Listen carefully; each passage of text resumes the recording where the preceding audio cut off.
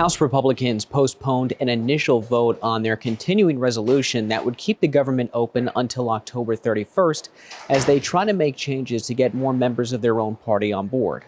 Now, the moderates and conservatives who negotiated the bill are publicly pressuring holdouts to vote for it. If my conservative colleagues want to vote against that, go explain that. Go explain that you're voting against a 30-day 8% cut to the federal bureaucracy while having a piece of legislation attached to it that is the strongest border legislation ever passed. The bill would cut government agencies' budgets by 8%, but not the military or veterans.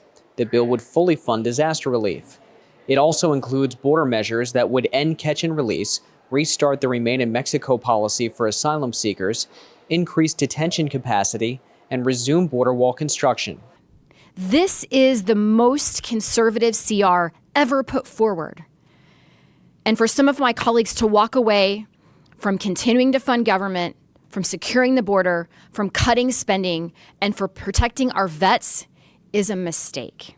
Republicans believe the American people support the cuts because the national debt just surpassed $33 trillion. They also believe Americans are frustrated with the current state of immigration.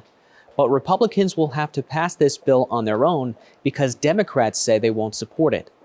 Not even the Speaker's own caucus is on board with his plan.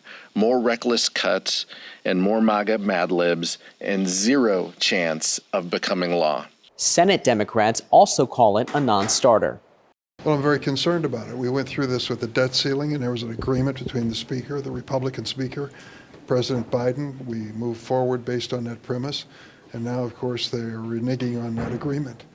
Durbin is referring to the debt ceiling agreement President Biden and Speaker McCarthy made back in May. The pair agreed to increase the amount of money the federal government is allowed to borrow to pay its bills, but reduce future spending. The current Republican bill does not stick to that agreement. Averting a government shutdown will ultimately require a bipartisan vote. But no matter what happens in the coming weeks, lawmakers still need a permanent solution for all of fiscal year 2024.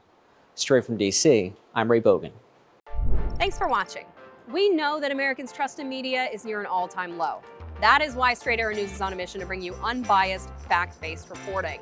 To make sure that you get the journalism that you trust, like and subscribe to Straight Arrow News below. And to catch all of our content, go to our website, straightarrownews.com.